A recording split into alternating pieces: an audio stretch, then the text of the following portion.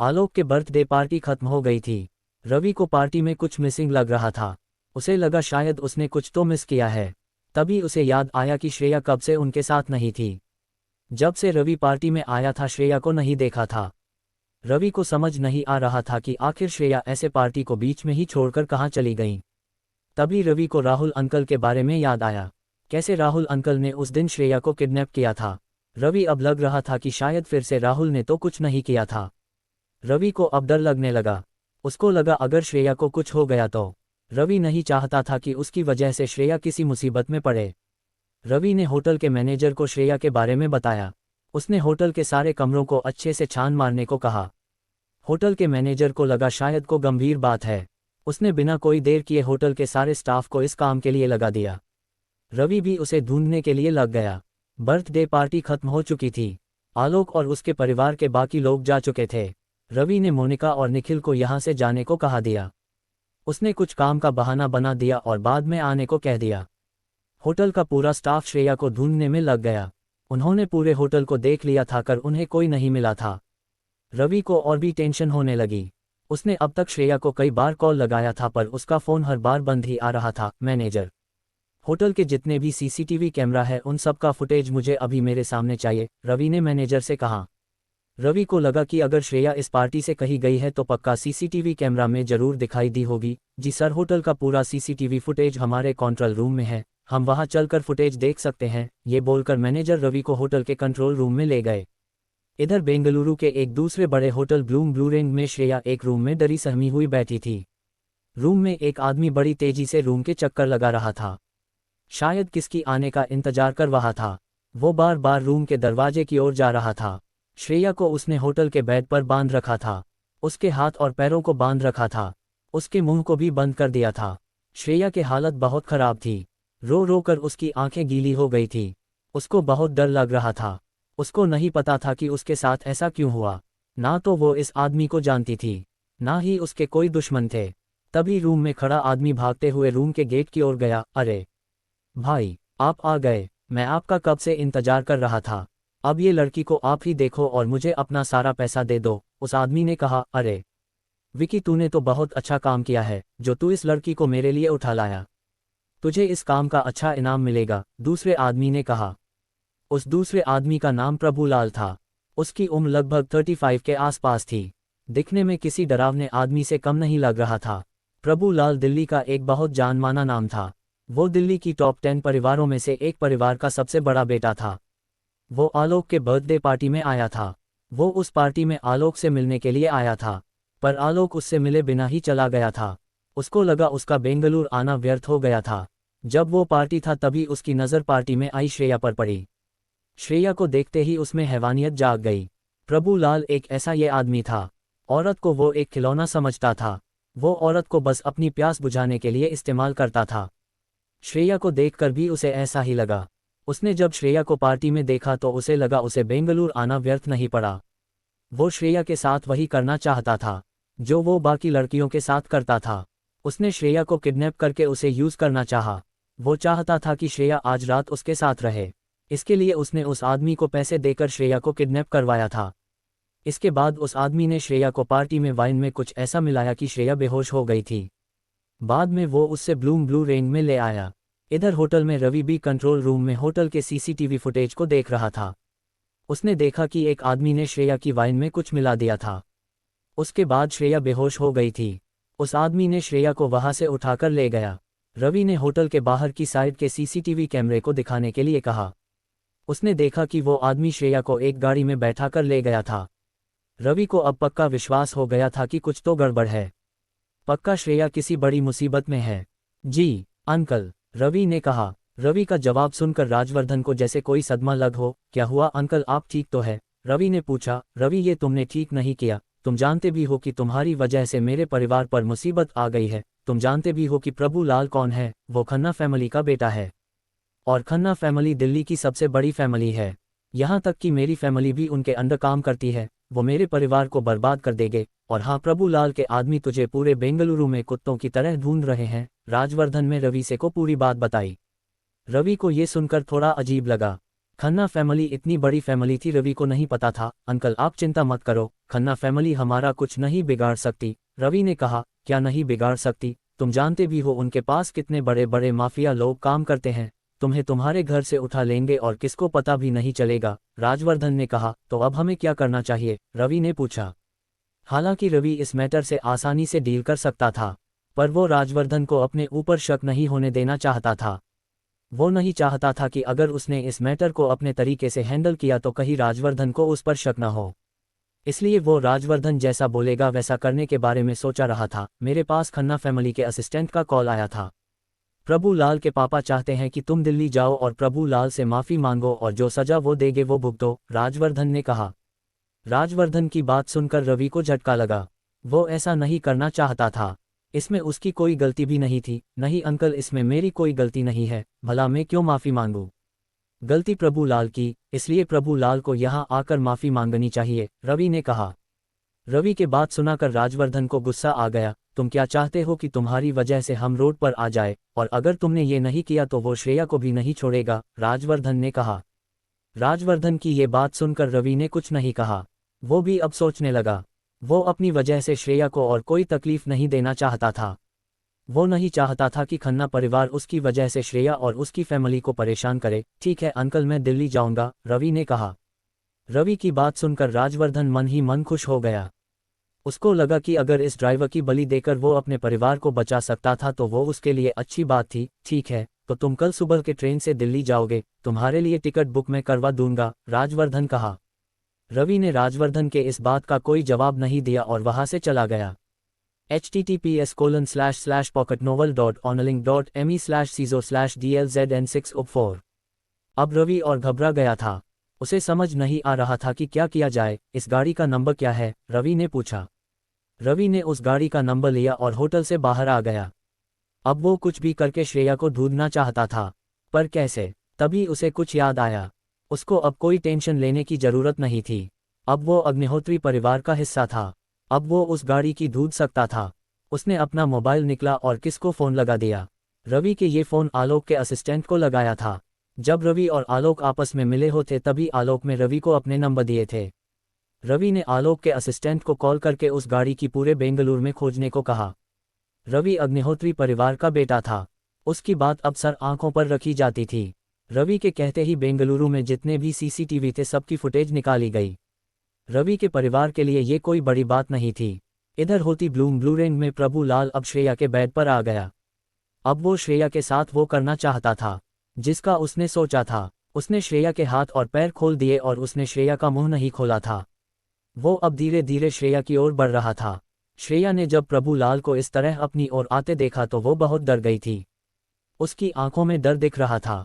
वो बहुत घबरा गई। प्रभु लाल श्रेया के पास आता ही जा रहा था। श्रेया को समझा नहीं आ रहा था कि क्या करे।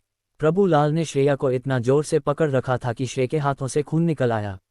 वो किसी दरिंदे के जैसे श्रेया को देखा रहा था। श्रेया अब उसके चंगुल से आज़ाद होना चाहती थी। श्रेया ने बड़ी हिम्मत करके अपने बालों से हेड पिन निकली और प्रभु लाल के चेहरे पर दे मारी। प्रभु लाल को इसकी बिल्कुल उम्मीद नहीं थी। उसका चेहरा खून से हो गया था। उसको बहुत दर्द हो रहा था। उसको अब श्रेया पर गुस्सा आ गया। अब वो श्रेया के साथ और दरिंदगी करने की सोच रहा था। वो श्रेया को तड़पाना चाहता था। उसने श्रेया को बेड से नीचे गिरा दिया और फिर श्रेया के गला पर थप्पड़ लगे शुरू कर दिए। उसने श्रेया को इतने थप्पड़ लगाए कि श्रेया की गाल से खून निकलने लगा। श्रेया अब बहुत ही ज्यादा डर गई थी। अब आगे क्या होगा? क्या करेगा अब प्रभु लाल आगे? क्या रवि श्रेया को बचा लेगा? प्रभु लाल श्रेया को होटल ब्लू रेंज में लेकर आ गया था। वो श्रेया के साथ जबरदस्ती करना चाहता था, लेकिन श्रेया ने मौका मिलते ही प्रभु लाल के चेहरे पर अपनी हेयर पिन से वार कर दिया। प्रभु लाल का चेहरा खून से सन गया था। प्रभु लाल को इतना गुस्सा आया कि उसने श्रेया को मारना शुरू कर दिया। श्रेया के गालों से खून निकलने लगा, पर उसने हार नहीं मानी थी। वो कैसे भी करके अपने आप को बचाना चाहती थी, पर वो चिल्ला भी नहीं सकती थी। प्रभु लाल ने उसका मुंह बांध रखा था। जब प्रभु लाल का गुस्सा शांत हुआ तो वो श्रेया के पास आया और उससे बोला, देखा, ये सब तुम्हारी वजह से हुआ है। तूने मुझे गुस्सा दिला दिया था। अब तुम्हारे पास कॉम्प्रोमाइज करने के अलावा कोई चारा नहीं है। प्रभु लाल की बात सुनकर श्रेया को और भी डर लगने लगा। उसने अपने आप को प्रभु लाल के चंगुल से बचाने की पूरी कोशिश की पर वो नहीं कर सकी। अब प्रभु लाल धीरे धीरे श्रेया के पास आ रहा। तब श्रेया एक कोने में डरी सहमी हुई बैठी थी। उसका चेहरा पीला पड़ गया था, होठ सूख गए थे। श्रेया अपने आसपास कुछ ऐसा ढूंढ रही थी जिससे वो बच सके। तभी उसने टेबल पर पड़ा गुलदस्ता उठाया और प्रभु लाल पर वार कर दिया, पर इस बार प्रभु लाल बच गया। पर उसे श्रेया पर और गुस्सा आ गया। अब वो श्रेया पर अपना पूरा गुस्सा निकालने वाला था। उसने श्रेया के हाथ और पैरों को फिर से बांध दिया और धीरे धीरे श्रेया के पास आने लगा। उसने श्रेया को बेड पर धक्का दिया और अपने कपड़े खोलने लगा। अब श्रेया की आंखों में आंसू आने लगे। उसे अब कोई उम्मीद नहीं लग रही थी। अब उसने जोर लगाना बंद कर दिया था। प्रभु लाल अब उसके ऊपर आ गया था। उसने श्रेया के कपड़ों को फाड़ दिया। वो श्रेया के पास गया और उसने श्रेया के गले के बीच काट लिया। श्रेया की दर्द के मार चीख निकल गई। प्रभु लाल बहुत गुस्से में था। उसे खुद समझ नहीं आ रहा था कि वो क्या कर रहा था। वो अपना गुस्सा बस श्रेया पर ही निकलने वाला था। उसने अपना हाथ आगे किया और श्रेया के जख्मों को दबाने लगा। उसे ऐसा करने में मजा आ रहा था। वो श्रेया को तड़पाना चाहता था। उसने फिर से अपने दांतों से श्रेया को काट लिया। श्रेया में अब की जान बाकी नहीं थी। उसे अब कोई दर्द नहीं हो रहा था। वो अब मान चुकी थी कि अब जो कुछ भी होगा बहुत बुरा होगा। उसे कोई नहीं बचा पाएगा। इसके बाद प्रभु लाल ने पूरा स्कर्ट उतार दिया। प्रभु लाल को उसका शरीर देखकर नशा हो गया। उसने श्रेया के शरीर को काटना शुरू कर दिया। वो किसी दरिंदे से कम नहीं लगा रहा था। उसने अपने गुस्से को श्रेया के शरीर पर उतारना शुरू कर दिया। प्रभु लाला ने श्रेया के हाथ को इतनी जोर से पकड़ा हुआ था कि जिससे श्रेया के हाथ की रस्सी उसके हाथ में चुभने लगी। वो उसके हाथ को काट रही थी, लेकिन इससे प्रभु लाल को कोई फर्क नहीं पड़ा। वो तो अभी भी श्रेया को दर्द दिए जा रहा था। अब श्रेया के हाथ की रस्सी ने श्रेया की नस को काट दिया। उसके हाथ से खून निकलने लगा और श्रेया धीरे धीरे बेहोश होने लगी। पर प्रभु लाल उसके साथ वही करे बिना नहीं जाने देना चाहता था जो वो करना चाहता था। उसने आज दरिंदगी की सारी हदें पार कर दी थी। इतने में उस होटल का बड़ा सा दरवाजा टूट गया। वो रूम में 3 से 4 लोग आए और प्रभु लाल को श्रेया से दूर धक्का दे दिया। प्रभु लाल को समझ नहीं आया कि क्या हुआ। कौन हो तुम? तुम जानते नहीं मैं कौन हूँ। अभी यहाँ से चले जाओ वरना। प्रभु लाल ने इतना कहा ही था कि उसको उन आदमियों ने मारना शुरू कर दिया। वो चुपचाप बैठ गया। रवि भागते हुए रूम में आया और जल्दी से श्रेया के पास आ गया। श्रेया की हालत गंभीर थी। रवि ने अपना शर्ट निकला और श्रेया के ऊपर रख दिया। ज्यादा खून बहने से श्रेया बेहोश हो गई थी। रवि ने उसकी इस हालत को देखा तो उसका शरीर कांप उठा। वो ऐसा सोच भी नहीं सकता था कि कोई आदमी इतना नीचे गिर जाएगा कि वो ऐसी हरकत कर देगा। रवि ने वहां खड़े एक बॉडीगार्ड को बोलकर श्रेया को जल्दी से हॉस्पिटल के लिए रवाना कर दिया। उसकी हालत गंभीर लग रही थी। उसके शरीर से खून निकलना बंद नहीं हो रहा था। रवि ने जब उसकी ऐसी हालत देखी तो उसका खून खौल उठा। वो प्रभु लाल की ओर मुड़ा और उसकी ओर गुस्से से देखने लगा। पर प्रभु लाल को कोई फर्क नहीं पड़ा। वो हंसने लगा। उसे पता था कि वो इतना बड़ा आदमी है, रवि उसका कुछ नहीं बिगाड़ पाएगा। और जहां तक बात पुलिस की है, वो उसका परिवार संभाल लेगा। वो अभी हंस रहा था। रवि को उसकी हंसी देख और गुस्सा आ गया और उसने अपना पंच प्रभु लाल के चेहरे पर दे। रवि श्रेया को बचाने के लिए आ गया था। जब वो आया तो श्रेया की हालत बहुत खराब थी। वो ज्यादा खून बहने से बेहोश हो गई थी। उसकी हालत गंभीर होती जा रहा थी। रवि ने उसे हॉस्पिटल भेज दिया था। जब रवि ने प्रभु लाल को पीटा तो उसके आदमी वहां आ गए थे। पर रवि के बॉडीगार्ड्स ने प्रभु लाल के आदमियों को हरा दिया था। अब प्रभु लाल को डर लगने लगा था। रवि में उसके सिर पर गन तान दी। अपने ऊपर गन देख प्रभु लाल के हालत खराब हो गई। भले ही वो बहुत अमीर आदमी था, पर अभी उसकी अमीरी उसके किसी काम की नहीं थी। अगर रवि अभी ट्रिगर दबा देता तो प्रभु लाल वही मारा जाता। प्रभु लाल का गला सूखने लगा। वो इतना डर गया थी कि कुछ बोल ही नहीं पा रहा था। अब उसने सोचा कि अगर उसने रवि से माफ़ी न मांगी तो उसकी मौत पक्का है। सर, मुझे माफ़ कर दो, मुझसे गलती हो गई। मैंने अनजाने में बहुत बड़ी गलती कर दी। मुझे नहीं पता था कि ये लड़की कौन है। सर, आगे आप मुझे जाने दोगे तो मैं आपको बहुत सारा पैसा दूंगा। आपकी जिंदगी बना दूंगा। मुझे आज छोड़ दीजिए, प्रभु लाल ने रवि के पैरों में गिरते हुए कहा। उसने सोचा कि शायद रवि कोई छोटा मोटा आदमी है। भले ही उसके पास बॉडीगार्ड है, पर उसके पास प्रभु लाल जीते तो पैसे नहीं होंगे। वो रवि को पैसों के दम पर अपने आप को बचाना चाहता था। मेरा नाम प्रभु लाल खन्ना है। तुम मुझे शायद नहीं जानने, पर मेरे पास बहुत पैसा है। मैं तुझे रातों रात अमीर बना दूंगा। बस तू मुझे आज के लिए छोड़ दो, प्रभु लाल ने कहा। रवि ने जब देखा कि प्रभु लाल उसे पैसों का लालच दे रहा है तो उसे हंसी आ गई। रवि के पास तो इतना पैसा था कि वो प्रभु लाल के पूरे परिवार को खरीद सकता था। रवि प्रभुलाल जैसे दरिंदे को ऐसे ही बिना कुछ सजा दिए नहीं छोड़ना चाहते था। अगर प्रभुलाल ने फिर से किसी लड़की के साथ ऐसा किया तो ऐसे दरिंदे को कोई तो सजा जरूर मिलनी चाहिए। रवि किसको मारना नहीं चाहता था। रवि एक अच्छा आदमी था। वो किसी का खून तो कभी भी नहीं कर सकता था। तुझे क्या लगता है तू मुझे अपने पैसों से खरीद लेगा? बिल्कुल नहीं, मुझे तेरे जैसे आदमी की शक्ल भी नहीं देखनी, तेरे पैसे तो मैं हरगिज नहीं ले सकता, रवि ने कहा। रवि ने जैसे ही इतना कहा प्रभुलाल का खून सूख गया। उसका पसीना जम गया। उसे लगा अब उसे कोई नहीं बचा सकता। प्रभुलाल फिर से रवि के पैरों में गिरकर रोने लगा। रवि ने उसके सर से गन हटा ली। वो किसका खून तो कभी नहीं करा सकता था। थैंक यू सर, आपने मुझे माफ कर दिया। घर जाते ही मैं आपको पैसे भिजवा दूंगा, प्रभुलाल ने कहा और वहां से जाने लगा। वही रुक जाओ, रवि ने चिल्लाते हुए कहा। रवि के ऐसी आवाज सुनकर प्रभुलाल के पैर जम गए।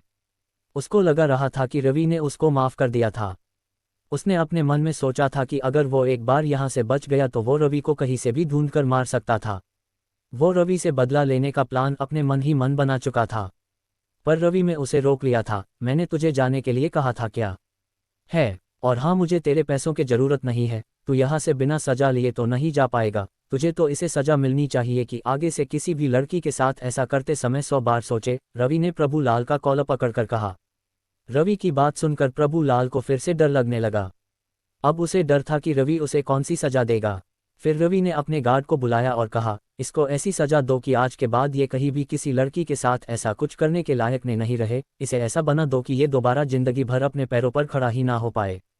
रवि की बात सुनकर प्रभुलाल के होश उड़ गए। उसे नहीं लगा था कि रवि उसे इतनी बड़ी सजा देगा। वो एक फिर रवि के पैरों में गिरकर रोने लगा। रवि ने इस बार प्रभुलाल पर कोई दया नहीं दिखाई। उसने अपने पैरों से खींचकर प्रभुलाल को एक लात दे मारी।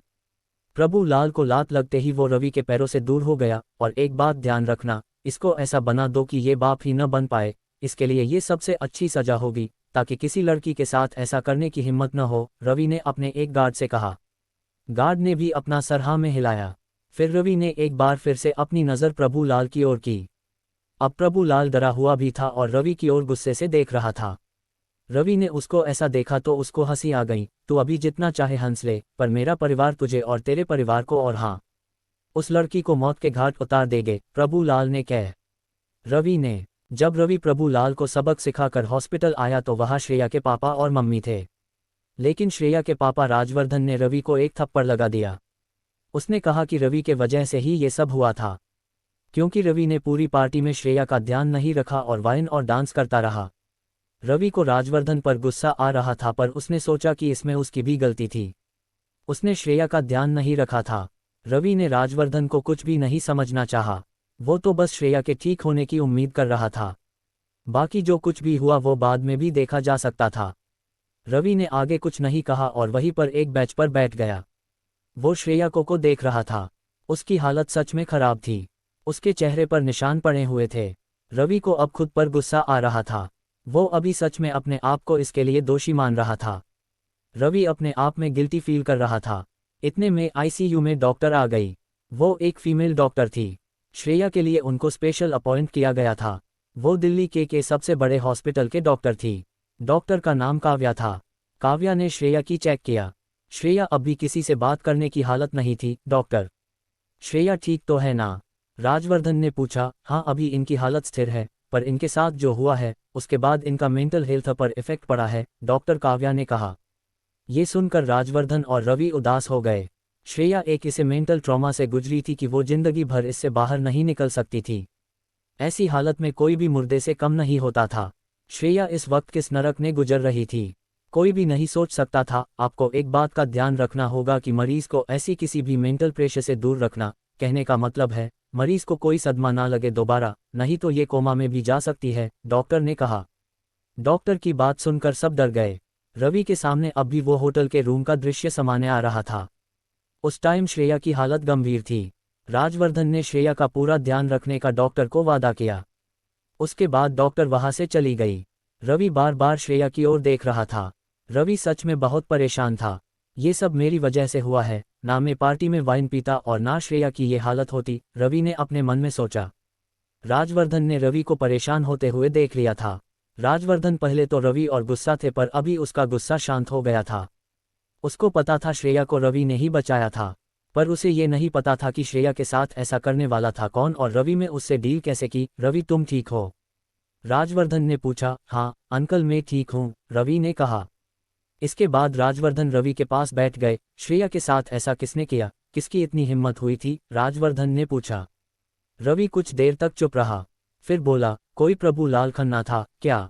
राजवर्धन ने अपनी जगह से उठते हुए कहा। रवि को राजवर्धन के ऐसे रिएक्शन के कोई उम्मीद नहीं थी। क्या हुआ अंकल, कोई प्रॉब्लम है क्या? रवि ने पूछा। तुम्हें पक्का विश्वास है कि वो प्रभुलाल ही था? राजवर्धन ने पूछा। हाँ मुझे पक्का याद है, उसने अपना नाम प्रभुलाल खन्ना बताया था, रवि ने कहा। रवि के बात सुनकर प्रभुलाल ने अपना सिर पकड़ लिया। वो धम से सोफे पर बैठ गए। रवि को कुछ भी समझ नहीं आया कि राजवर्धन जैसा बड़ा आदमी प्रभुलाल का नाम सुनकर डर क्यों गया था। रवि तूने प्रभुलाल को कुछ किया तो नहीं? राजवर्धन में हिचकिचाते हुए पूछा। रवि अब सोचने लगा कि राजवर्धन को क्या जवाब दिया जाए। वो राजवर्धन को सच तो बता नहीं सकता था। वो इसके लिए कुछ सोचने लगा। रवि कुछ बोलने जा ही रहा था कि इतने में राजवर्धन के फोन के रिंग बजी। राजवर्धन ने फोन उठाया और बात करने लगा। क्या? राजवर्धन ने फोन पर चिल्लाते हुए कहा। रवि को समझ नहीं आया कि आखिर किसका फोन था और राजवर्धन इतना शॉक क्यों हो गया। राजवर्धन जैसे जैसे आगे बात कर रहा था उसके चेहरे पर घबराहट बढ़ने लगी। उसके चेहरे पर पसीना आने लगा। वो बहुत डर भी गया। रवि ने उसे चेहरे पर डर साफ देख लिया था। राजवर्धन जैसा बड़ा आदमी आखिर इतना किस चीज से डर गया था? रवि ने सोचा। राजवर्धन ने फोन रख दिया। वो बहुत ही डरा हुआ था। रवि क्या ये सच है कि तूने प्रभुलाल को पीटा था, उसकी दोनों टांगें तोड़ दी थी? राजवर्धन ने रवि से धीमी आवाज में पूछा। पहले तो रवि को कुछ समझ नहीं आया कि घर दिल्ली जाकर उससे माफी मांगे को कहा। पहले तो रवि ने माना कर दिया, लेकिन जब राजवर्धन ने रवि को श्रेया की जान पर खतरा बताया तो रवि मान गया। रवि हॉस्पिटल से निकलकर वापस अपने हॉस्टल आ गया। वहां पर निखिल को मोनिका उसका इंतजार कर रहे थे। रवि ने दोनों से कुछ नहीं कहा और सीधा अपना बैग पैक करने के लिए अपने रूम में चला गया। मोनिका और निखिल भी उसके पीछे पीछे उसके रूम में आ गए। रवि रूम में अपना बैग पैक कर रहा था। रवि कहाँ जा रहा है तू? निखिल ने पूछा। रवि ने कोई जवाब नहीं दिया। वो बस अपना बैग पैक कर रहा था। रवि कहाँ जा रहे हो? अभी तो तुम्हारा कॉलेज भी है, इस बार मोनिका ने पूछा। मोनिका के पूछते ही रवि ने मोनिका की तरफ देखा और कहा, दिल्ली जा रहा हूँ, कुछ दिनों में वापस आ जाऊंगा। जब रवि ने जवाब दिया तो निखिल ने मुंह फुला लिया। रवि समझ गया कि उसने ऐसा क्यों किया। उसने मोनिका को जवाब दिया पर निखिल को नहीं। क्यों जा रहे हो दिल्ली, कोई अर्जेंट काम आ गया क्या? निखिल ने पूछा। नहीं कोई अर्जेंट काम नहीं है। रवि ने सोचा कि कुछ तो बहाना बनाकर निखिल को बताना पड़ेगा, नहीं तो निखिल मानेगा नहीं। कोई काम नहीं है, फिर भी जा रहे हो? इस कॉलेज को छोड़कर जा रहे हो? निखिल ने कहा। नहीं कोई बड़ा काम नहीं है, मेरी सिस्टर दिल्ली में रहती है तो मिलने जा रहा हूँ, रवि ने बहाना बनाकर कहा। हालांकि रवि के बहन दिल्ली में ही रहती है। कितने दिनों में वापस आओगे? निखिल ने पूछा। रवि ने उसकी इस बात का कोई जवाब नहीं दिया और अपने रूम से बाहर आ गया। रुको रवि, मोनिका ने पीछे से आवाज दी। स्टेशन तक छोड़ने चले क्या? मोनिका ने कहा। रवि ने हाँ कर दी। इसके बाद रवि, मोनिका और निखिल तीनों रेलवे स्टेशन पर आ गए। ट्रेन आने में कुछ देर थी। रवि ने मोनिका और निखिल को हॉस्टल वापस जाने के लिए कहा पर दोनों ने रवि की एक नहीं सुनी और दोनों वही ट्रेन का इंतजार करने लगे। इतने में रवि के पास फोन आया। रवि ने फोन उठाया। हेलो रवि भैया, मैंने सुना है आप दिल्ली जा रहे हो, कोई जरूरी काम था क्या? अगर कोई जरूरी हो तो मैं भी आपके साथ आऊं क्या? फोन पर आलोक ने रवि से कहा। अरे नहीं आलोक, इतना कोई जरूरी काम नहीं है, 1-2 दिन में वापस आ जाऊंगा, तुझे आने की कोई जरूरत नहीं है, रवि ने कहा। ठीक है, पर अपना ध्यान रखना, आलोक ने कहा और फोन रख दिया। रवि तूने बताया नहीं कि तुम्हारा कोई भाई भी है? निखिल ने पूछा। इसमें बताना क्या है, रवि ने कहा। इतने में स्टेशन पर ट्रेन आ गई। रवि ने निखिल और मोनिका को अलविदा कहा और ट्रेन में बैठ गया। ट्रेन का सफ़र थोड़ा लंबा था। रवि के पास 3rd क्लास का टिकट था। रवि ने अपना सामान रखा और अपनी सीट पर जाकर बैठ गया। अब रात काफ़ी हो चुकी थी, इसलिए रवि सो गया। सुबह रवि की नींद तब खुली जब रवि के कोच में बहुत ज़्यादा शोर शराबा हो रहा था। रवि ने देखा कि कोच में कुछ यात्रियों ने हंगामा कर दिया था। रवि को कुछ समझ नहीं आया कि आखिर ये चल क्या रहा है, ये क्या हो रहा है, ये लोग इतना चिल्ला क्यों रहे हैं? रवि ने पूछा। अरे भैया, कुछ गुंडे एक लड़की को छेड़ रहे हैं। जब कुछ लोगों ने आवाज़ उठाई तो उन्होंने बंदूक निकल ली, एक यात्री ने रवि को बताया। उस आदमी की बात सुनकर रवि शौक लगा। आखिर ऐसा कौन था जो ट्रेन में गन लेकर आ गया? रवि ने जब जाकर देखा तो पाया कि कुछ गुंडे एक लड़की को पकड़े हुए थे। लड़की लगातार चिल्ला रही थी, पर कोई उसकी हेल्प नहीं कर रहा था। सब लोग गन से डर गए थे। रवि ने जब उस लड़की को ऐसे देखा तो उसको श्रेया की याद आ गई। वो अभी भी उन लड़कों को छोड़ने के लिए कह रही थी, पर वो लड़के हंसने लगे। रवि से उसकी ये हालत देखी नहीं जा रही थी। छोड़ दो उसे, रवि ने कहा। जब उन लड़कों ने देखा कि एक 21 साल का लड़का उनसे ऐसे बात कर रहा है तो उनको गुस्सा आ गया। वहां पर किसी में इतनी हिम्मत नहीं थी कि उनके खिलाफ बोल सके, पर एक लड़के ने उनको ऐसा कहा, ए लड़के, कौन है अबे तू? तुझे पता भी है कि तू किससे टकरा रहा है? अपनी जान प्यारी है या नहीं? उन लड़की में से एक ने कहा, मैं बस इतना कह रहा हूं कि इस लड़की को छोड़ दो, इसके साथ ऐसा मत करो वरना। रवि ने कहा, वरना क्या कर लेगा तू? आज इस लड़की के साथ तुझे भी मरने का शौक है क्या? उन लड़कों में से एक ने चिल्लाते हुए कहा, मैं सबकी आखिरी बार बोल रहा हूं, इस लड़की को छोड़ दो वरना अच्छा नहीं होगा, देख लेना, रवि ने कहा। रवि के ये बात सुनकर उन लड़कों उनमें से एक ने अपनी गन निकाल रवि के सिर पर रख दी। जब वहां के लोगों ने ये देखा तो उनकी सांसें अटक गई। जब उस लड़की ने देखा कि रवि उसके लिए अपनी जान जोखिम में डाल रहा है तो वो डर गई। लेकिन रवि चेहरे पर कोई डर भाव नहीं था, वो बस शांति से खड़ा था। रवि को ऐसे देख वो लड़के भी थोड़ा डर गए। रवि ने देख लिया था कि उन लड़कों के पास जो गन थी वो नकली थी। उन लड़कों को भी पता चल गया कि रवि को उनके बारे में पता चल गया। तभी उन लड़कों में से एक ने रवि के ऊपर हमला कर दिया। रवि ने उसका वार बचा लिया और उसका हाथ पकड़कर मोड़ दिया। वो लड़का दर्द के मारे चिल्लाने लगा। वो लड़के ज्यादा नहीं थे, वो 4 लड़के ही थे। लोग उनसे सिर्फ गन देखकर ही डर रहे थे, लेकिन लोगों को नहीं पता था कि गन नकली है। वो अभी भी डर रहे थे, लेकिन रवि को उनसे कोई डर नहीं लग रहा था। रवि उनसे आसानी से उनसे डील कर सकता था। वो अपने कॉलेज में ब्लैक बेल्ट विनर था, वो जूडो का कॉलेज चैंपियन था। इन मामूली गुंडों से वो डील कर सकता था। रवि ने कुछ ही देर में उन सभी को ढेर कर दिया। वो लड़के अब रवि से बहुत ज्यादा डर गए थे। तूने मुझसे पंगा लेकर अच्छा नहीं किया, मेरे पापा तुझे देख लेंगे, उन लड़कों में से एक ने कहा। रवि ने उनकी बात का कोई जवाब नहीं दिया। वो लड़के वहां से चले गए। वो लड़की अभी भी डरी हुई थी। वो रवि अपने मन ही मन थैंक यू बोल रही थी। रवि उसके पास गया, उससे पूछा, तुम ठीक हो? हाँ भैया, मैं ठीक हूँ, उस लड़की ने कहा। रवि को पहली बार किसी ने भैया कहा था। उसको बहुत अच्छा लगा था। वो लड़की आगे में करीब 19 साल की थी। फिर उस लड़की ने रवि को थैंक यू कहा। अब आगे क्या होगा? क्या होगा? जा रवि दिल्ली पहुंचेंगे। रवि ने उस लड़की को उन लड़कों से बचा लिया था। रवि ने उन लड़कों को बहुत मारा था। उस लड़की ने रवि को भाई कहा था। रवि को उसका भाई कहना बहुत अच्छा लगा था। उसको पहली बार किसी ने भाई कहा था। रवि थोड़ा इमोशनल हो गया। उसकी आंखों से आंसू आने लगे। जब उस लड़की ने रवि को रोते हुए देखा तो वो बोली, क्या आपको मेरा भैया कहना अच्छा नहीं लगा? अरे नहीं, ऐसी बात नहीं है। दरअसल मुझे आज से पहले किसने भैया नहीं कहा तो मैं थोड़ा इमोशनल हो गया। रवि ने कहा, ओ अच्छा। उस लड़की ने कहा, वैसे तुम्हें नाम क्या है? रवि ने पूछा, मेरा नाम कीर्ति है। उस लड़की ने कहा, कीर्ति? अच्छा। रवि ने अपने मन में ये नाम दोहराते हुए कहा, अगर आगे से तुम्हें मेरी कोई भी जरूरत हो तो तुम अपने इस भाई को जरूर याद करना। रवि ने से नंबर उस लड़की को देते हुए कहा। उस लड़की ने रवि से वो नंबर ले लिया। वैसे मैंने तुम्हारा नाम भी नहीं पूछा, कीर्ति ने कहा। रवि नाम है मेरा। रवि ने कहा, थैंक्स रवि, कीर्ति ने कहा। रवि ने उसके इस थैंक्स का कोई जवाब नहीं दिया, बस वो मुस्करा दिया। अब दिल्ली का स्टेशन का चुका था। रवि और कीर्ति दोनों दिल्ली स्टेशन पर उतर गए। रवि जब स्टेशन से बाहर आया तो देखा कि स्टेशन के बाहर वो लड़के अपने कुछ आदमियों के साथ उसकी ओर आ रहे थे। रवि लगा अब यहाँ जरूर हंगामा होगा। वो यहाँ आते ही कोई मैटर नहीं बनाना चाहता था। रवि ने उन सबको इग्नोर करना सही समझा, पर रवि को पता था ये मैटर इतना आसान नहीं है जितना उसने सोचा था। वो लड़के अब रवि के और गई बढ़ रहे थे। रवि के चेहरे पर कोई डर का भाव नहीं था। रवि बस शांति से वहां पर खड़ा था। वो सभी लड़के अब रवि के पास आ गए थे। रवि ने उनसे कुछ नहीं कहा। भाई, इसने ही मेरा हाथ तोड़ा था, उन लड़कों में से एक ने कहा, जिसका सबसे पहले हाथ तोड़ा था। रवि बस उसकी ओर देखकर मुस्करा रहा था। रवि को ऐसे हंसते देख उन सभी लड़कों में से एक जो उनका लीडर था उसको गुस्सा आ गया। तुझे हंसी किस बात की आ रही है? तुझे पता भी है तूने राका भाई कैसे पंगा लिया है? उन लड़कों में से एक ने कहा, जिसका नाम राका था। रवि ने उसकी बात का कोई जवाब नहीं दिया, वो बस मुस्करा रहा था। रवि को ऐसे हंसते देख राका को और गुस्सा आ गया। रवि को उन सब से कोई डर नहीं लग रहा था। वो लड़के बहुत सारे थे। रवि उन सब से अकेले तो नहीं निपट सकता था, पर रवि को फिर भी कोई डर नहीं था, क्योंकि रवि को पता था उसके डैड के भेजे हुए आदमी उसके आसपास ही थे। वो रवि को प्रोटेक्ट कर सकते थे। वो वहां पर किसी भी रूप में हो सकते थे। रवि खुद को नहीं पता था कि वो कहाँ और कौन है। तुझे क्या लगता है कि तू हम सबसे बच के चला जाएगा? तू हम सबसे नहीं बच सकता, राका ने कहा। रवि पर उनकी किसी बात का कोई इफेक्ट नहीं पड़ा। ये देखकर वो सभी लड़के भी डर गए।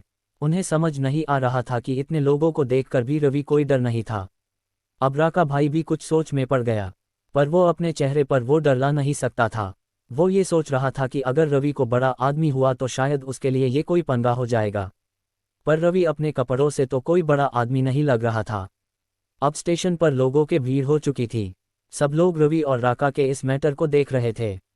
रवि को लगा अगर यहाँ उसके डैड के आदमियों ने कुछ मारपीट की तो उसकी पहचान सबके सामने आ जाएगी। वो इस मैटर को शांति से सॉल्व करना चाहता था। तभी राका को फ़ोन बजा। फ़ोन पर आए कॉल को देखकर राका के होश उड़ गए। राका को पसीने आने लगे। ये फ़ोन गुलाब अंसारी का था। वो एक दिल्ली का बहुत बड़ा आदमी था। दरअसल वो अग्निहोत्री परिवार का ही आदमी था। वो उनके परिवार का दिल्ली का कामकाज देखता था। वो बिजनेसमैन के साथ साथ बहुत बड़ा गैंगस्टर भी था। दिल्ली में सब लोग उससे बहुत ज़्यादा डरते थे। पूरी दिल्ली में उसके नाम का खौफ था। जब गुलाब अंसारी को रवि के दिल्ली आने का पता चला तो वो उसको लेने के लिए खुद स्टेशन आना चाहता था, पर उसे पता था कि भले ही रवि वापस अग्निहोत्री परिवार में आ गया था पर वो अभी भी अपनी पहचान छिपाकर रह रहा था। इसलिए अगर वो रवि को स्टेशन लेने के लिए जाता तो लोगों को शायद रवि पर शक हो सकता था। वो नहीं चाहता था कि उसकी वजह से रवि को कोई प्रॉब्लम हो। उसे रवि के दिल्ली आने का सही कारण भी नहीं पता था, पर दिल्ली में रवि की सुरक्षा की जिम्मेदारी गुलाब अंसारी की थी। वो रवि की सिक्योरिटी में कोई भी गड़बड़ नहीं कर सकता था। इसलिए उसने अपने आदमियों को स्टेशन पर रवि पर नज़र रखने के लिए बोला था। आने आदमियों के जरिए उसको पता चला था कि रवि और राका के बीच कोई मैटर हो गया था। अंसारी भाई, आपने क्यों फ़ोन किया? मैं आ जाता अगर आपको कोई का था तो। राका ने कहा, कहा ही तुम अभी, और क्या कर रहे हो? अंसारी ने कहा, कुछ नहीं भाई, एक लड़के ने मेरे आदमी के साथ मारपीट की थी, बस उसको सबक सिखाना के लिए स्टेशन आया हूँ। राका ने कहा, बेवकूफ़, तेरी इतनी हिम्मत कि तूने ऐसा किया? तू जानता नहीं कि तेरे सामने जी खड़ा है? वो तुझे और मुझे दोनों को रोड पर ला सकता है। तूने जिससे पंगा लिया है वो तेरी ऐसी हालत करेगे कि दिल्ली में रहने लायक नहीं रहेगा, अंसारी ने कहा। अंसारी के बात सुन राका ले पसीने छूट गए। रवि इतना बड़ा आदमी था कि खुद अंसारी उससे डर रहा था। उसको समझ नहीं आ रहा था कि रवि अगर इतना ही बड़ा आदमी था तो वो ट्रेन से ही दिल्ली क्यों आया था। उसको कुछ समझ नहीं आ रहा था कि आखिर वो क्या करे। अंसारी भाई, आपको कोई गलतफहमी हुई होगी, आप जैसा बोल रहे हैं वैसा कुछ नहीं है। ये लड़का तो कोई कॉलेज का स्टूडेंट है। राका में कहा, मुझे से गलतफहमी हुई है?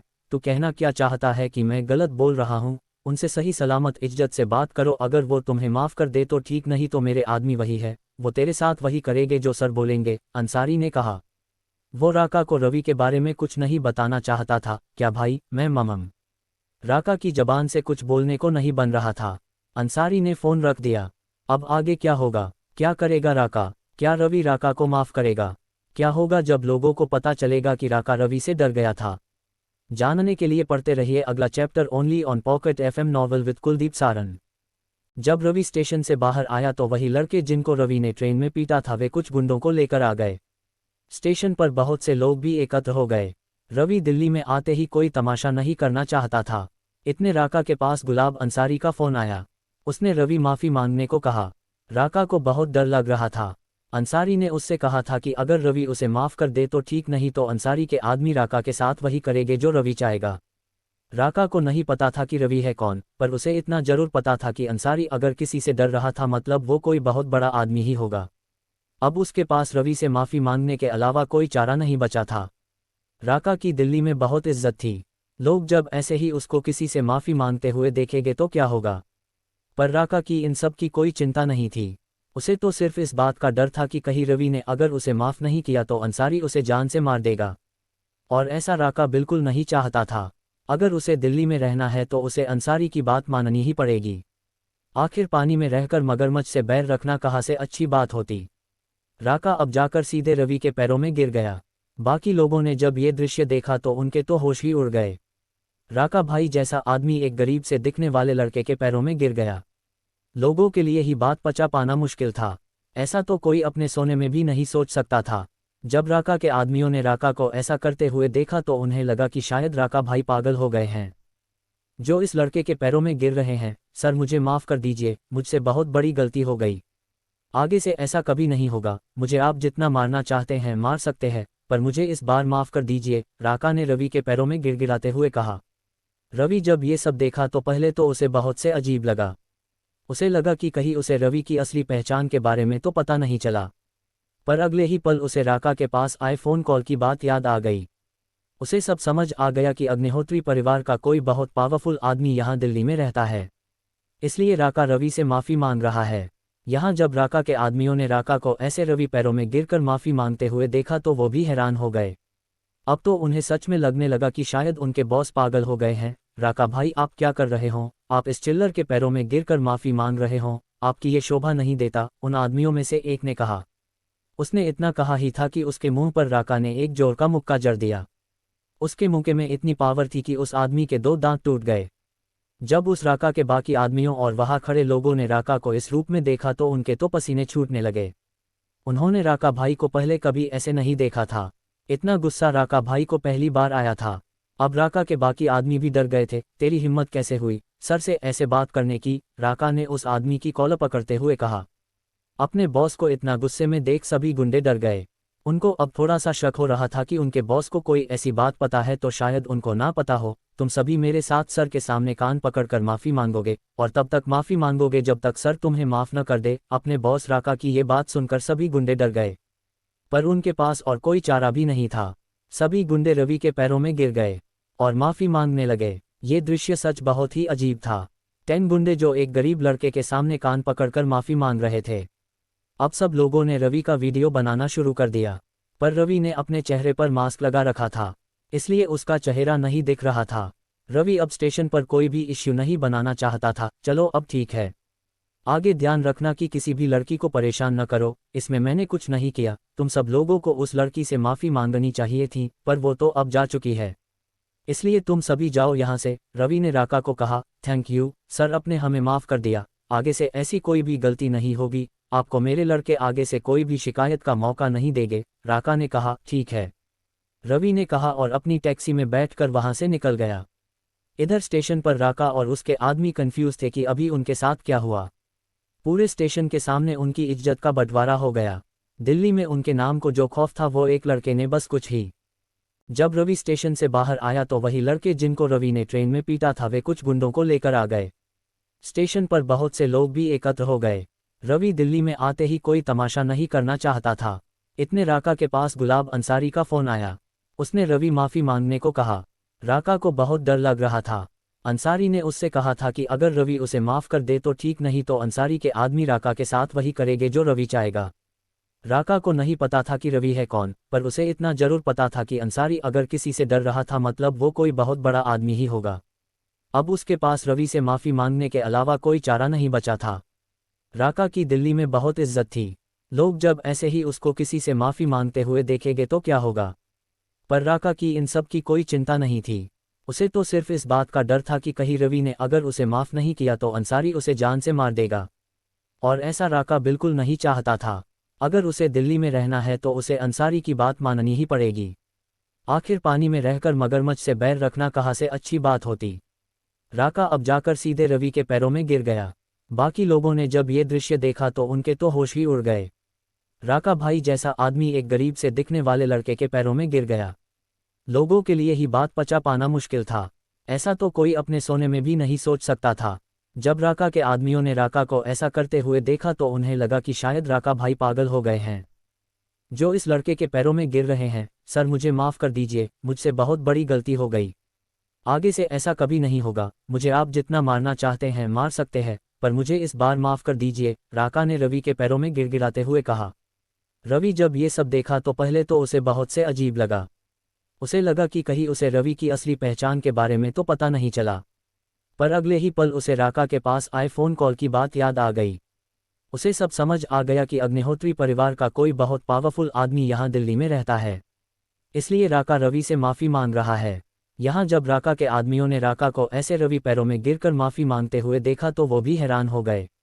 अब तो उन्हें सच में लगने लगा कि शायद उनके बॉस पागल हो गए हैं। राका भाई आप क्या कर रहे हो? आप इस चिल्लर के पैरों में गिरकर माफ़ी मांग रहे हो? आपकी ये शोभा नहीं देता, उन आदमियों में से एक ने कहा। उसने इतना कहा ही था कि उसके मुंह पर राका ने एक जोर का मुक्का जड़ दिया। उसके मुक्के में इतनी पावर थी कि उस आदमी के 2 दांत टूट गए। जब उस राका के बाकी आदमियों और वहां खड़े लोगों ने राका को इस रूप में देखा तो उनके तो पसीने छूटने लगे। उन्होंने राका भाई को पहले कभी ऐसे नहीं देखा था। इतना गुस्सा राका भाई को पहली बार आया था। अब राका के बाकी आदमी भी डर गए थे। तेरी हिम्मत कैसे हुई सर से ऐसे बात करने की? राका ने उस आदमी की कॉलर पकड़ते हुए कहा।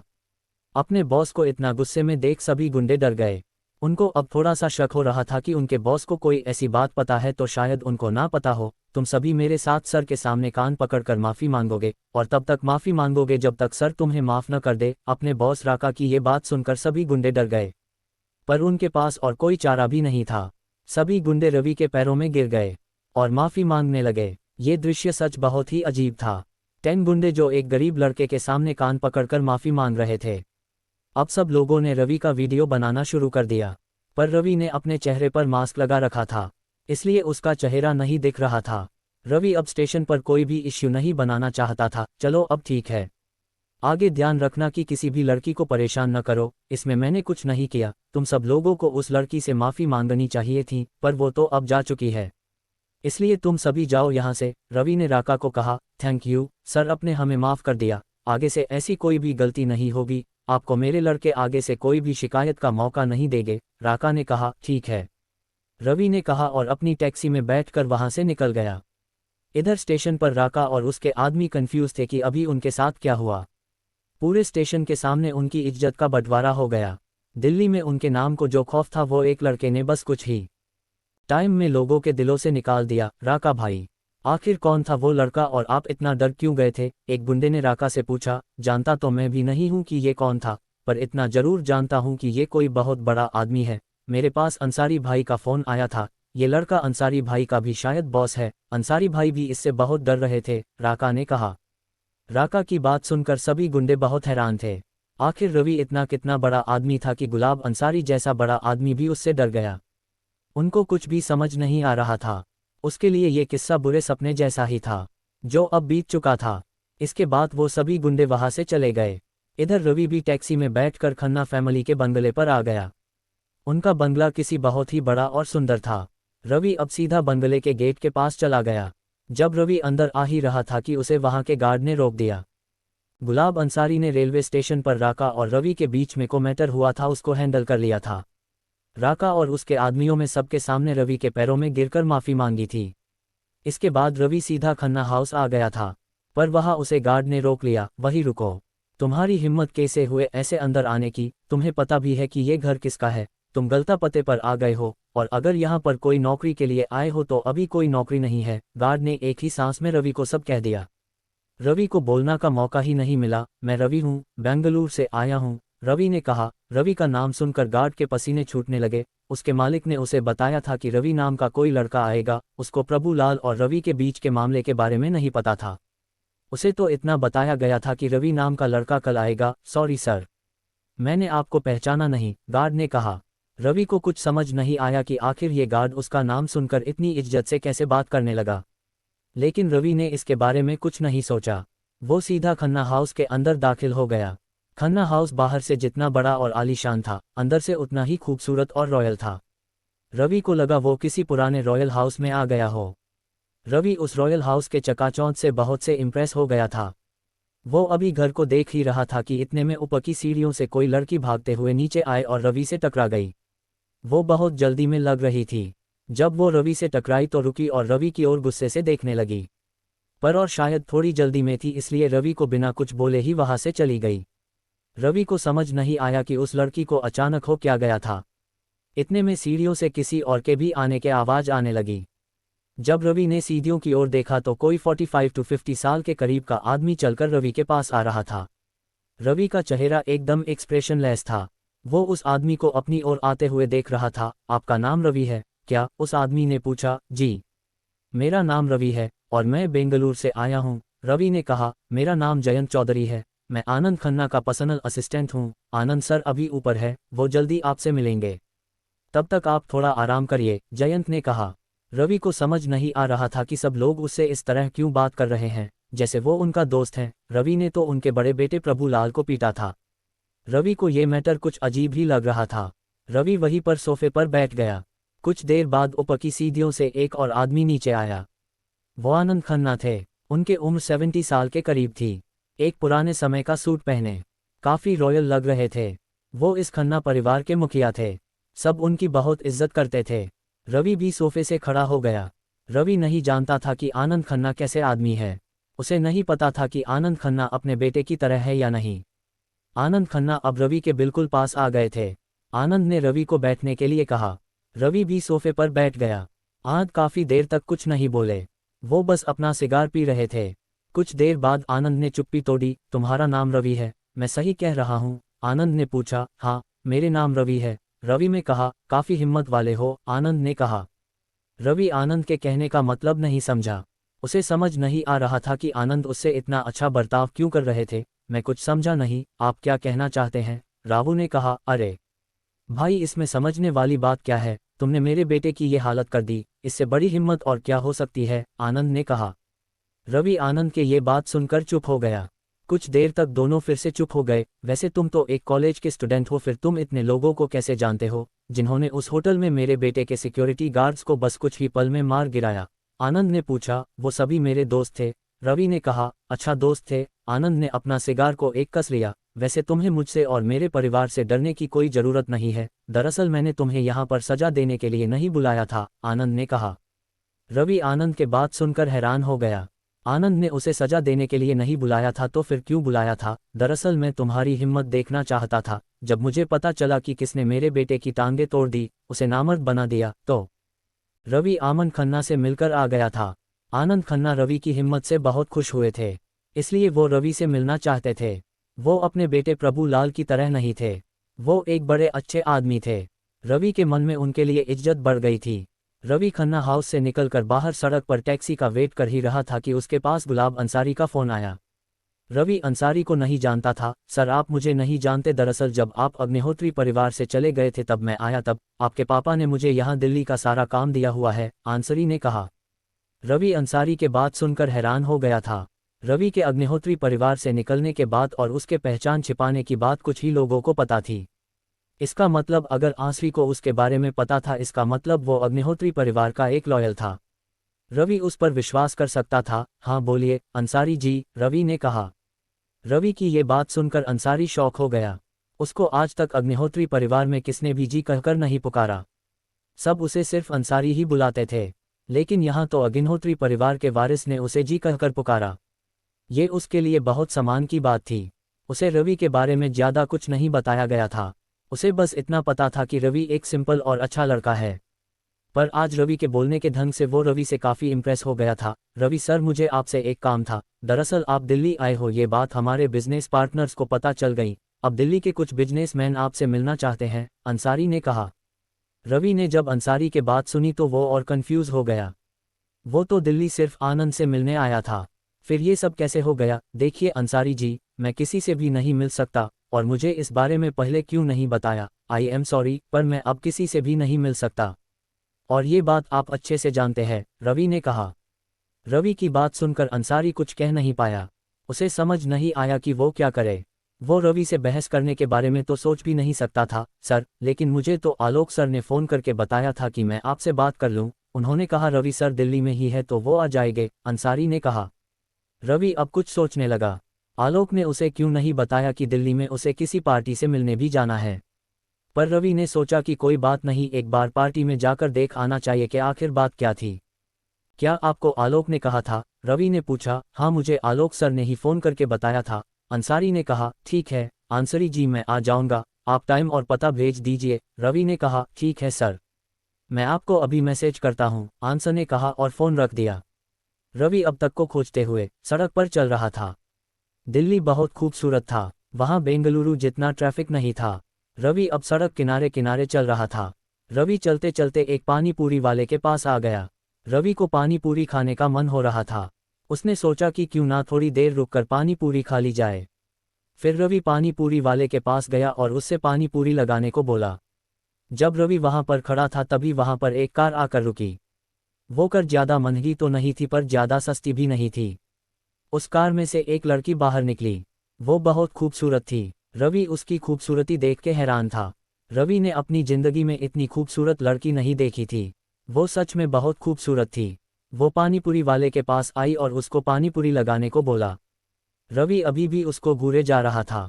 जब उस लड़की ने रवि के सामने अपना हाथ हिलाया तब रवि में कुछ रिएक्ट किया। उसने देखा कि वो लड़की उसको ही देख रही थी। रवि को शर्मिंदगी हो रही थी। रवि ने अपनी नज़र उससे हटा ली। रवि के कपड़े भी बहुत खराब हो गए थे। वो लड़की रवि को देखकर अजीब सा एक्सप्रेशन दे रही थी। रवि ने उस पर कोई ध्यान नहीं दिया। रवि जब पानीपुरी खत्म करके अपनी प्लेट को कचरा पात्र में डाल ही रहा था कि वो चलते चलते लड़खड़ा गया।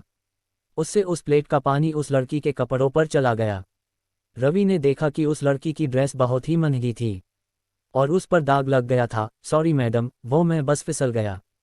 रवि इससे आगे कुछ बोल पाता इससे पहले ही उस लड़की ने रवि को खींचकर एक थप्पड़ लगा दिया। रवि ने इसकी तो कभी उम्मीद नहीं की थी। उसे लगा कि ये तो उसने जानबूझकर नहीं किया था। फिर भी उसे लगा कि शायद ये उसी की गलती थी। यू चीप, देख के नहीं चल सकता था क्या? दिखता नहीं है क्या, भिखारी कहीं का? मेरी इतनी महंगी ड्रेस खराब कर दी। मेरी आज इतनी इंपॉर्टेंट मीटिंग थी, तूने मेरी सारी ड्रेस खराब कर दी। उस लड़की ने अपनी ड्रेस को साफ करते हुए कहा। रवि ने कुछ नहीं कहा। उसे पता था कि इसमें उसकी गलती थी। अब वहां पर भीड़ जमा होने लगी। तुम्हें पता भी है कि ये ड्रेस कितने की है? तुम्हें कैसे पता होगी? तेरे जैसे भिखारी ने ये ड्रेस देखी भी होगी। अब मुझे इसके पैसे कौन देगा? उस लड़की ने कहा। मैडम सॉरी, मैंने ये सब जानबूझकर नहीं किया और मेरे पास अभी इतने पैसे नहीं है कि मैं आपको दे सकूं। रवि ने अपना सर नीचे करते हुए कहा। रवि ने इस तरह का ड्रामा अपनी गरीबी की जिंदगी में बहुत बार देखा था। रवि को अब इनसे कोई फर्क नहीं पड़ता था कि कौन उसके बारे में क्या सोचता है। पैसे नहीं है का क्या मतलब? तुम्हें मेरी ड्रेस के पैसे देने ही पड़ेंगे, वरना आज तुम यहाँ से कहीं भी नहीं जा पाओगे, उस लड़की ने कहा। रवि अब थोड़ा गुस्सा आने लगा। उसे वो लड़की अजीब लग रही थी। इतनी से बात के लिए इतना बड़ा इश्यू कौन बनता है? मैडम, इतनी से बात के लिए इतना बड़ा इश्यू बनाने की कोई ज़रूरत नहीं है। हम बात करके इसकी सॉल्व कर लेंगे, रवि ने कहा। क्या कहा तूने? बात करके निपटा लेंगे? और तुझे से बात करने का मुझे कोई शौक नहीं है, समझे? उस लड़की ने कहा। रवि जब पानी पूरी खा रहा था तो गलती से उसका पानी वहां पर खड़ी एक लड़की के कपड़ों पर जा गिरा। रवि ने उससे माफ़ी मांग ली थी पर वो लड़की बहुत एटीट्यूड वाली थी। वो रवि को भला बुरा कहने लगी। वो रवि को भिखारी कह रही थी। उसने रवि को धमकी दी कि अगर उसने उसकी ड्रेस के पैसे नहीं दिए तो वो उसको वहां से जाने नहीं देगी। रवि उसको समझाने की बहुत कोशिश कर रहा था पर वो बहुत जिद्दी थी। रवि अब कुछ कर भी नहीं सकता था। रवि उस लड़की के लिए अपनी पहचान तो नहीं बता सकता था। वो कुछ ऐसा सोच रहा था जिससे ये मामला और न बिगड़े। देखिए मैडम, अभी मेरे पास पैसे नहीं है, मैं आपको कल पैसे से दूंगा। आप मेरे नंबर ले लीजिए, मैं पक्का आपको कल पैसे दे दूंगा, रवि ने कहा। रवि की बात सुनकर वो लड़की जोर जोर से हंसने लगी। रवि को लगा वो पागल हो गई थी। वो बस हंसे जा रही थी। थोड़ी देर बाद वो रुकी, बोली, मुझे क्या तूने पागल समझ रखा है? तू मुझे कल का बहाना देकर यहाँ से बच के नहीं जा सकता। और मान लो कि एक बार को मैंने तेरी इस बात को मान लिया कि तू मुझे कल पैसे दे देगा, फिर भी मुझे यकीन नहीं हो रहा कि तेरे पास पैसे भी है जो तू मुझे दे सके। रवि उसकी ये बात सुनकर कुछ नहीं बोला। उसे अब समझ आ गया था कि ऐसे तो ये लड़की कभी भी नहीं मानेगी। रवि अब सोच रहा था कि उसे अंसारी के हेल्प लेनी पड़ेगी। उसके पास अंसारी के नंबर भी थे। रवि अपना फ़ोन निकाल ही रहा था कि इतने में उस लड़की का फ़ोन बज उठा। रवि ने अपना फ़ोन फिर से अपनी जेब में रख दिया। इसके बाद उस लड़की ने अपना फ़ोन लिया और फ़ोन की स्क्रीन पर देखते ही उसके चेहरे का रंग उतर गया। रवि को लगा उस लड़की में कोई भूत देख लिया है। वो बहुत डर गई थी। रवि को उसका ये रिएक्शन थोड़ा अजीब लगा। उस लड़की ने अपना फ़ोन पिक किया और रवि और बाकी सब लोगों से दूर जाकर बात करने लगी। रवि अभी भी वहीं पर खड़ा था। थोड़ी देर बाद उस लड़की ने अपनी बात पूरी की और रवि के पास वापस आ गई। तुम्हारी किस्मत आज अच्छी थी कि आज तुम मुझसे बच गए, पर इसका मतलब ये मत समझना कि मैंने तुझे माफ़ कर दिया। तुझसे मैं मेरी ड्रेस के पैसे लेकर ही रहूँगा, चाहे तू दिल्ली में कहीं पर छिप जा। अभी मुझे मेरी एक अर्जेंट मीटिंग में जाना पड़ेगा, तुमसे तो मैं बाद में निपट लूँगी, उस लड़की ने कहा और अपना बैग लेकर वहाँ से निकल गई। रवि और बाकी लोग बस उसे जाते हुए देख रहे थे। रवि ने मन में सोचा, अजीब लड़की थी, इतनी से बात के लिए इतना बड़ा हंगामा। इसके बाद रवि ने पानीपुरी वाले को पैसे दिए और वहां से अंसारी के दिए हुए एड्रेस की ओर चल दिया। कुछ देर बाद रवि उस एड्रेस पर पहुंच गया। वो दिल्ली की सबसे बड़ी होटल थी। रवि उस होटल को देखकर हैरान हो गया। रवि ने इतनी बड़ी होटल पहली बार देखी थी। होटल के बाहर एक से एक बढ़कर महंगी कार खड़ी थी।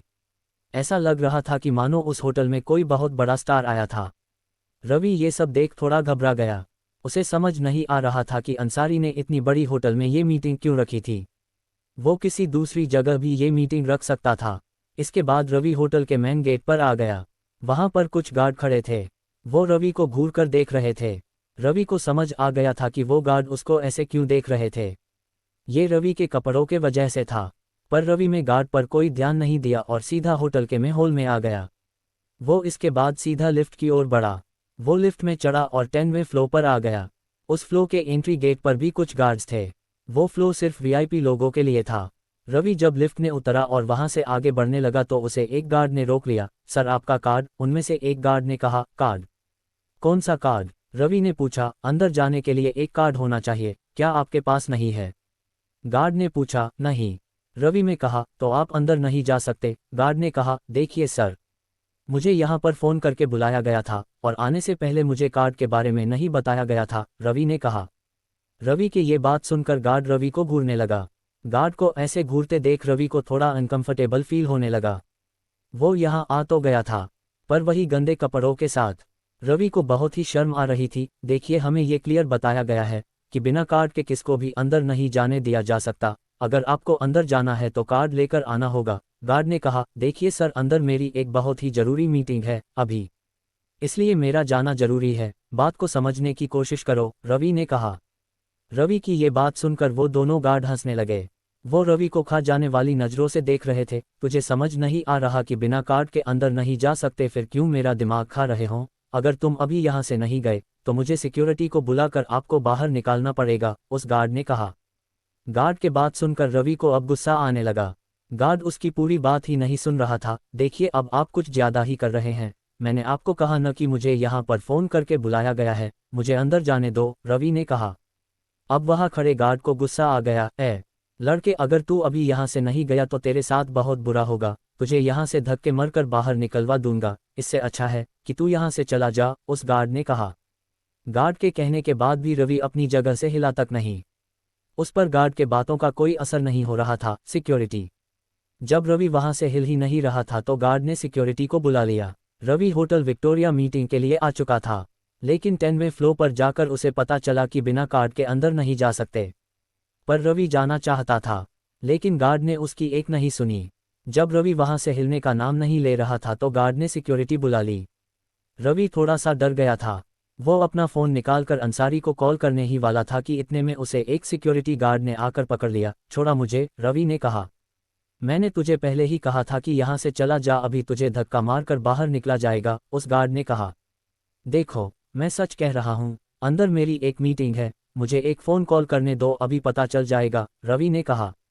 अब मुझे तेरी कोई बकवास नहीं सुननी, इसे यहाँ से ले जाओ, उस गार्ड ने कहा। देखो, तुम बहुत पछताओगे, रवि ने कहा। इस बार उस गार्ड को गुस्सा आ गया। तुझे एक बार बोला समझ नहीं आता क्या, भिखारी कहीं का? ये बोल गार्ड रवि पर अपना डंडा चलाने ही वाला था कि इतने में पीछे से आवाज़ आई। वही रुक जाओ। वो आवाज़ अंसारी की थी। रवि ने उसे पहले कभी नहीं देखा था, पर उसे विश्वास था कि वो अंसारी ही था। इतने में अंसारी उस गार्ड के पास आया और उसे खींच के 2 थप्पड़ लगा दिए। तुम्हारी हिम्मत कैसे हुई सर से ऐसे बात करने की और उन पर डंडा चलाने की, अंसारी ने कहा। जैसे ही अंसारी के मुंह से रवि के लिए सर शब्द निकला, बाकी गार्ड ने रवि को छोड़ दिया। वो गार्ड और बाकी सब हैरान थे। रवि जैसा आदमी अंसारी का भी बॉस था। उनको अपनी आंखों पर विश्वास ही नहीं हो रहा था। आखिर रवि अंसारी का बॉस कैसे हो सकता था? कहीं वो कोई सपना तो नहीं देख रहे थे? सॉरी सर, हमें माफ़ कर दो, मुझे नहीं पता था कि ये कौन है। इनके पास कार्ड नहीं था, इसलिए मैंने उन्हें रोका था। अगर मुझे पता होता कि ये कौन है तो मैं ऐसा कभी नहीं करता, उस गार्ड ने अंसारी के पैरों में गिरकर कहा।